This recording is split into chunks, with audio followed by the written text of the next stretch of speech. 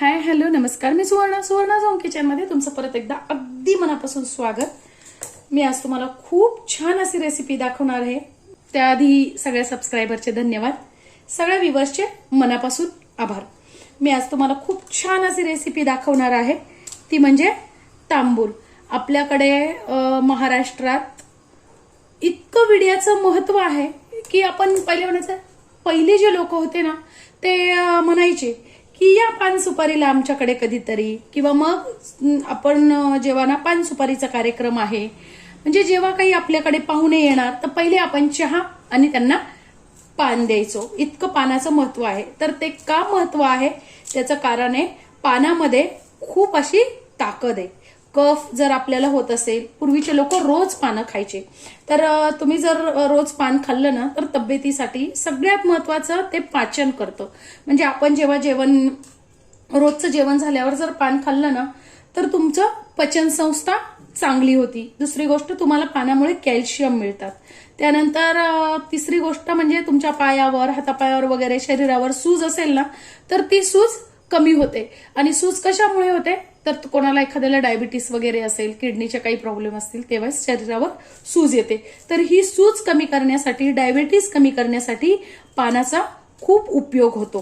त्यानंतर तुम्हाला कफ जर झाला असेल ना तर नुसतं पान खाल्लं, एक लवंग त्याच्यात लवंग थोडीशी गरम करून किंवा मग अशी थोडीशी जाळून तिच्याबरोबर जर पान खाल्लं ना तर तुमचा खोकला सुद्धा खूप पटकन बरा होतो.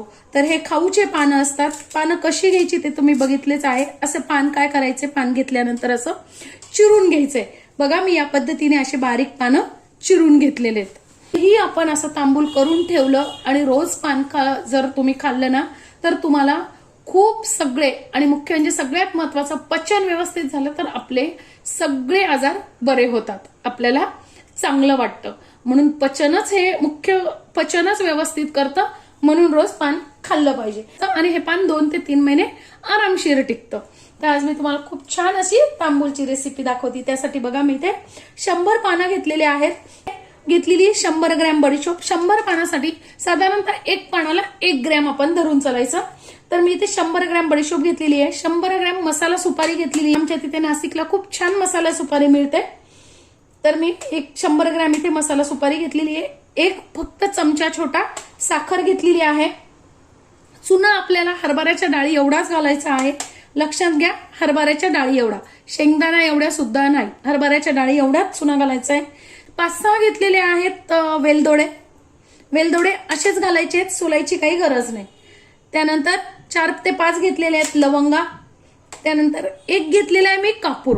बघा, कापूर खाल्लाय सुद्धा खूप महत्व आहे. कापराचं सुद्धा मी महत्व एखाद्या व्हिडिओत नक्की सांगेल. एकच कापराची वडी घेतलेली आहे मी.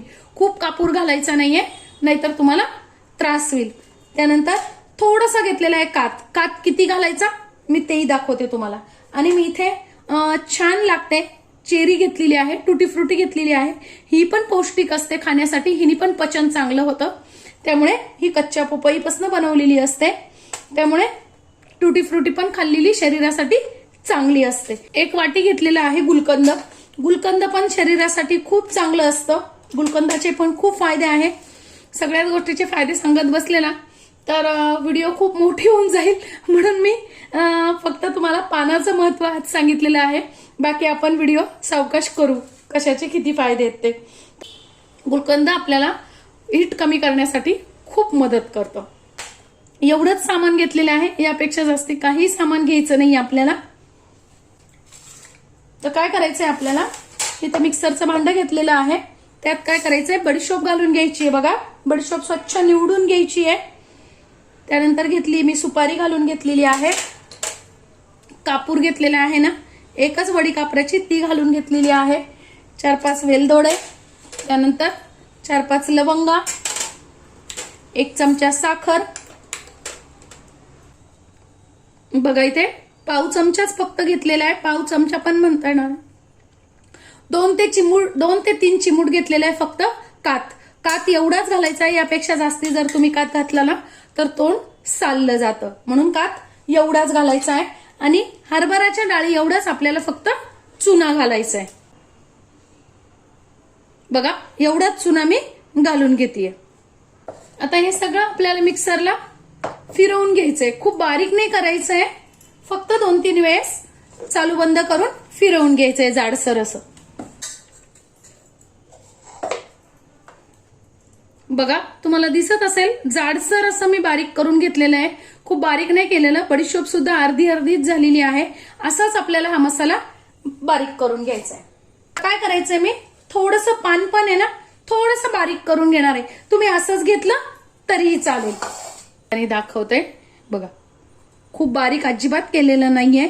पण काय होतं ना, आपण एवढं कुटू शकत नाही, म्हणून मी फक्त एकदा. तुम्ही जर खूप बारीक केलं ना तर त्या तांबूलला अजिबात चव येणार नाही. म्हणून काय करायचंय, फक्त 1-2दा असं फिरवून घ्यायचंय. खरं तर खलबत्त्यात बारीक करतात. माहूरला जर तुम्ही गेलं ना तर ते छान आपल्याला तांबूल कुटून देतात, पण आपण एवढं कुटू नाही शकत, म्हणून मग मी असं बारीक करून घेतलेलं आहे. हे बारीक करताना मैत्रिणींनो पाण्याचा वापर अजिबात करायचा नाहीये. आता जो आपण मसाला करून घेतलेला आहे ना तो घालून घ्यायचा आहे. आणि तो जो मसाला घातलेला आहे ना तो आपल्याला ही सगळ्यात जे तांबूल फक्त ज्या बायका करतात ना की टेस्ट तशी आली नाही, तर त्याचं कारण हेच आहे.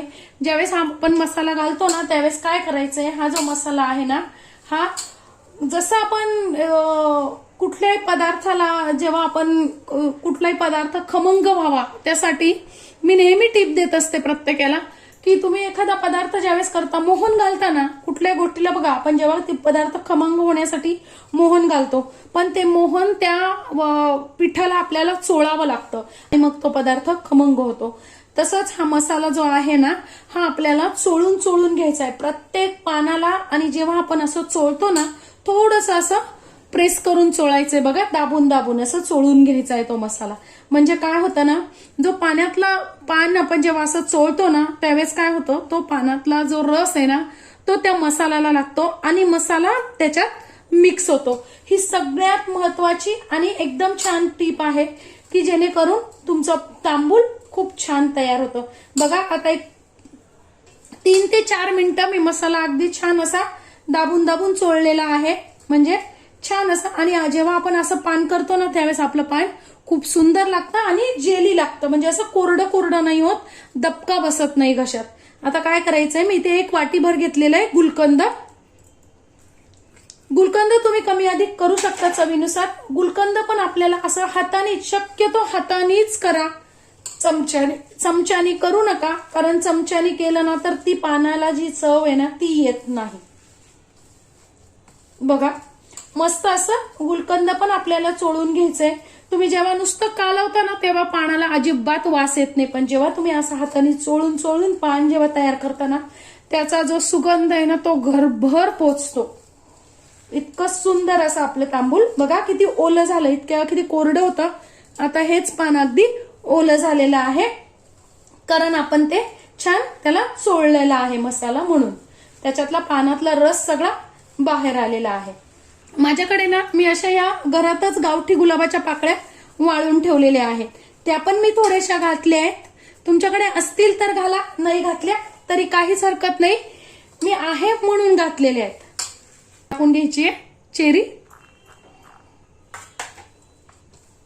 मस्त असं आपलं तांबूल तयार आहे. माझी आजची व्हिडिओ तुम्हाला कशी वाटली कमेंट्समध्ये नक्की सांगा. चॅनलवर नवीन असाल तर चॅनलला सबस्क्राईब, लाईक आणि शेअर करा. धन्यवाद.